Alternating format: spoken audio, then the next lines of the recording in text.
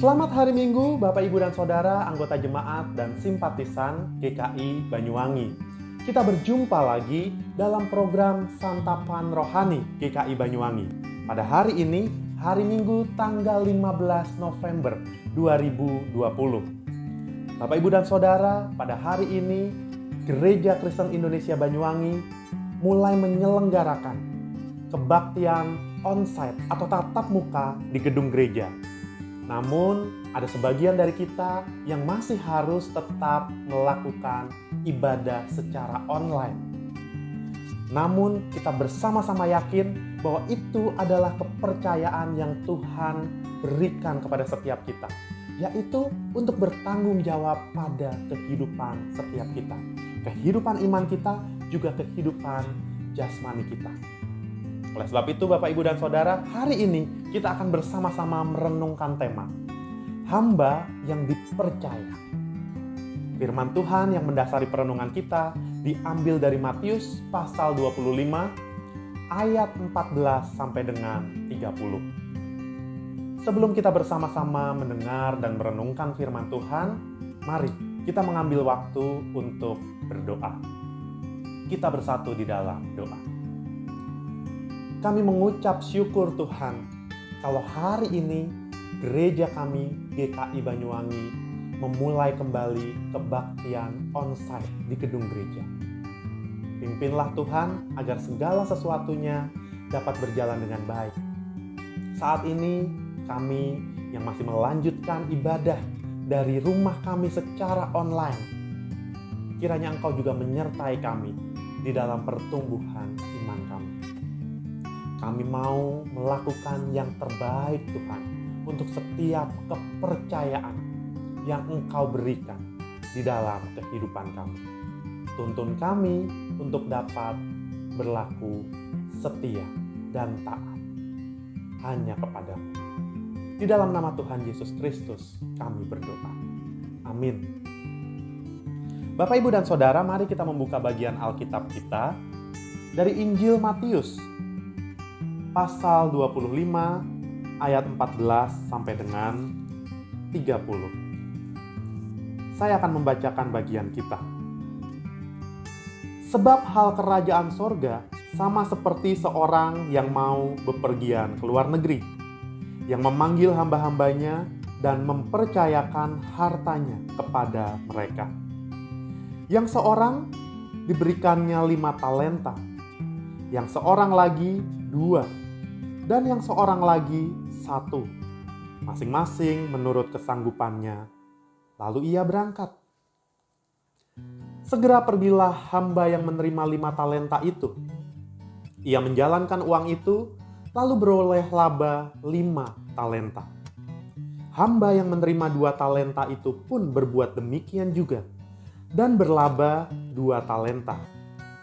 Tetapi hamba yang menerima 1 talenta itu pergi dan menggali lubang di dalam tanah, lalu menyembunyikan uang tuannya. Lama sesudah itu pulanglah tuan hamba-hamba itu, lalu mengadakan perhitungan dengan mereka. Hamba yang menerima 5 talenta itu datang dan ia membawa 5 talenta.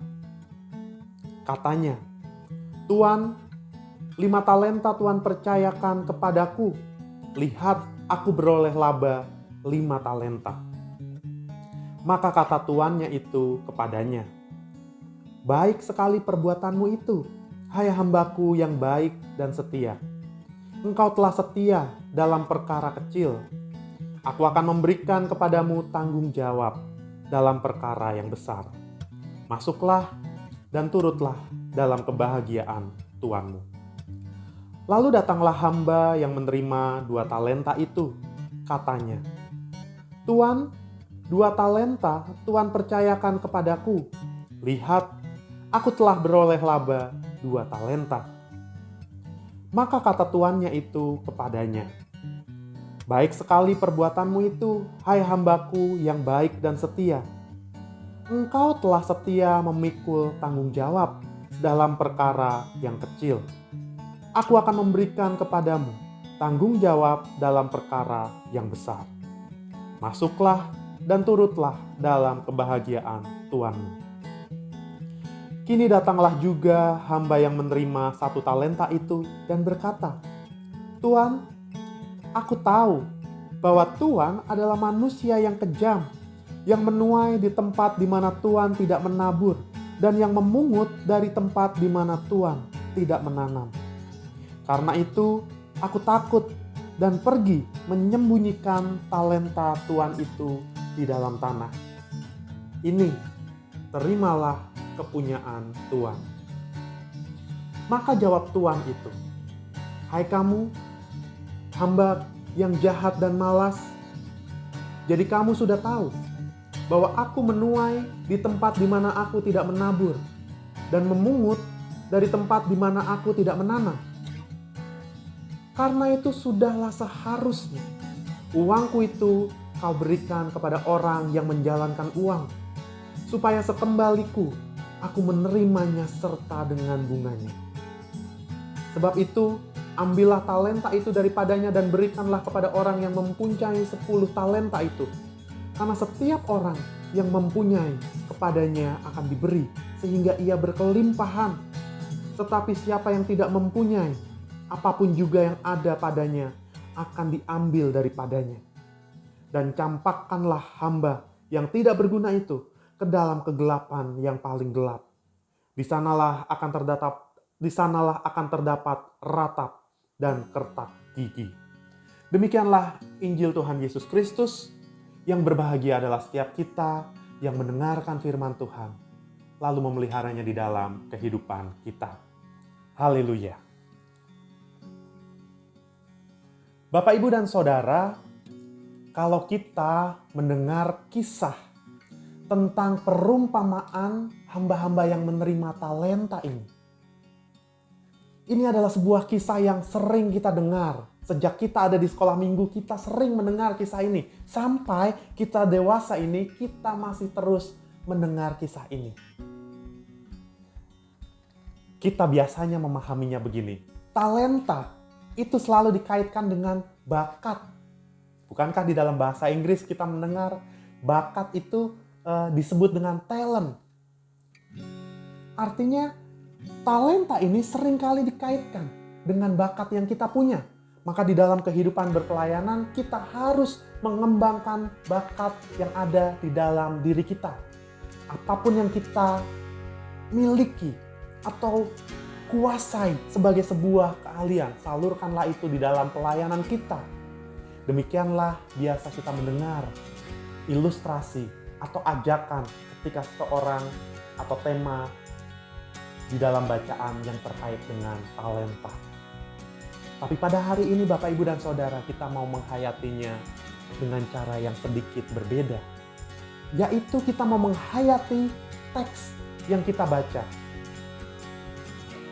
di dalam tema hamba yang dipercaya. Biasanya, kalau kita membaca teks ini, kita akan berpikir begini. Kita akan berpikir bahwa, oke, kalau kita dikaitkan teks ini dengan tema hamba yang dipercaya, maka kita akan membaca ada hamba yang dipercaya dengan 5 talenta, ada hamba yang dipercaya dengan 2 talenta, dan ada hamba yang dipercaya dengan 1 talenta. Maka kita akan berpikir, kalau begitu ada hamba yang mendapat kepercayaan lebih. Ada hamba yang mendapat kepercayaan biasa-biasa saja. Ada hamba yang dapat kepercayaan kurang karena hanya diberi 1 talenta. Bahkan mungkin kita bisa berpikir, kalau begitu ada hamba yang tidak dipercaya sehingga mereka tidak beroleh talenta. Itulah yang biasa muncul di dalam pemikiran kita. Kalau kita mengkaitkan teks ini dengan tema kita, hamba yang dipercaya. Ada hamba yang dipercaya lebih dan ada hamba yang dipercaya kurang, ada hamba yang tidak dipercaya karena tidak menerima talenta. Meskipun di dalam teks yang kita baca tidak diceritakan atau tidak dipisahkan hamba yang tidak menerima talenta. Namun saya mau mengajak kita berpikir bukan demikian. Tapi mari kita berpikir bahwa semua hamba yang menerima talenta, berapapun jumlah talenta yang diterimanya, itu sebagai hamba yang dipercaya. Sebab kalau hamba ini tidak dipercaya, ia tidak akan menerima talenta dari tuannya. Bukankah dikatakan di dalam teks yang kita baca? Tuan yang pergi ini mempercayakan harta miliknya kepada hamba-hambanya. Artinya semua hamba yang menerima talenta adalah hamba yang dipercaya. Kenapa saya mengatakan begitu atau saya mengajak kita berpikir demikian? Karena pada masa itu uang senilai 1 talenta itu sama dengan 6.000 dinar. Dan upah pekerja 1 hari adalah 1 dinar. Maka ketika seseorang menerima 1 talenta saja, artinya dia bisa menghidupi dirinya. Atau ketika ia bekerja, ia bisa bekerja 6.000 hari dengan uang 1 talenta. Kita bisa bayangkan berapa belas tahun ia bisa menghidupi dirinya dengan hanya 1 talenta. Artinya ini jumlah yang besar. Meskipun kalau kita bandingkan ada yang menerima 2 atau 5 talenta, ini kecil, tapi ini jumlah yang besar. Oleh sebab itu, mereka yang menerima, hamba yang menerima talenta ini adalah hamba yang dipercaya.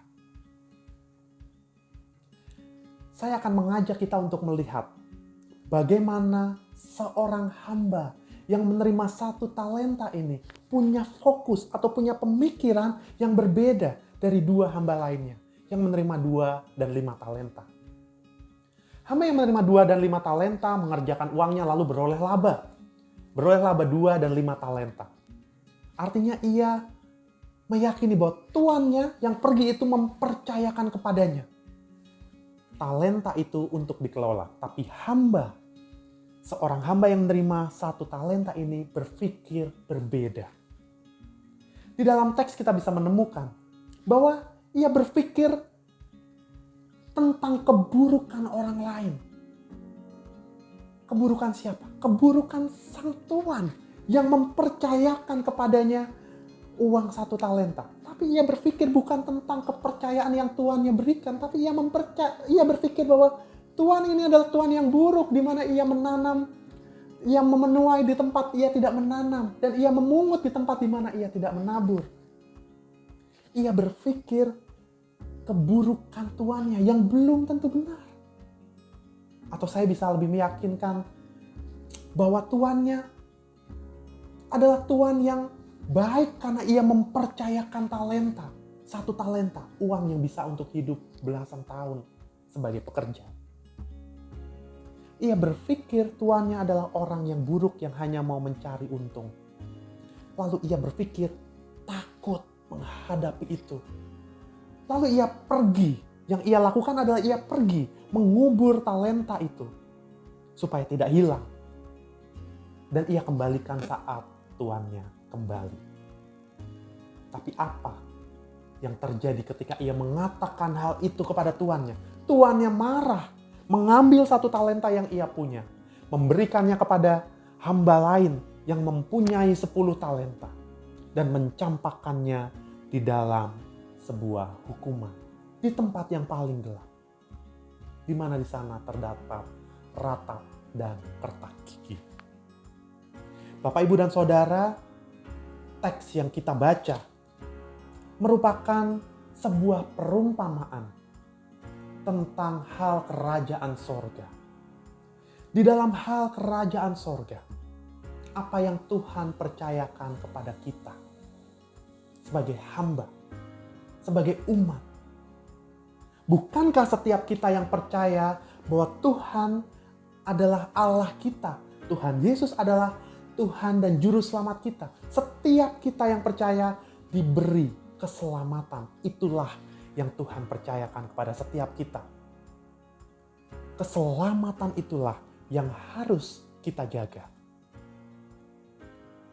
Lalu apa yang kita lakukan dengan keselamatan yang kita terima itu? Apakah kita berlaku seperti seorang hamba yang takut menghadapi berbagai hal, menghadapi dunia yang semakin hari semakin sulit ini? Lalu ia pergi menyembunyikan dirinya dan mengubur keselamatan itu bersama dirinya. Atau kita mau berlaku seperti dua hamba lain yang bahagia mengerjakan keselamatannya sehingga ia memperoleh orang-orang lain untuk diselamatkan. Menjadi saksi dalam kehidupan kita. Mengatakan kepada banyak orang bahwa saya adalah orang yang telah diselamatkan. Sehingga saya mau melakukan segala aktivitas saya di dalam keselamatan yang saya miliki. Bapak, Ibu, dan Saudara, setiap kita yang sudah diselamatkan ini diajak untuk menampilkan diri kita seperti orang yang telah diselamatkan. Jangan menyembunyikan diri kita dari dunia ini, tapi mari kita tampil sebagai seorang yang diselamatkan. Mari kita fokus bahwa keselamatan itu Tuhan percayakan di dalam kehidupan kita. Oleh sebab itu saya mau tampil sebagai orang yang diselamatkan. Lalu muncul pertanyaannya, bagaimana caranya kita tampil sebagai orang yang diselamatkan? Di dalam teks kita bisa melihat, jadilah hamba yang baik dan setia. Maka jadilah kita sebagai orang yang baik dan setia. Baik dalam mengerjakan segala ketetapan Tuhan di dalam kehidupan kita. Dan setia di dalam iman percaya kita dalam apapun keadaan kita. Itulah yang bisa kita lakukan di dalam kehidupan kita. Ketika kita dipercaya sebagai hamba yang menerima keselamatan.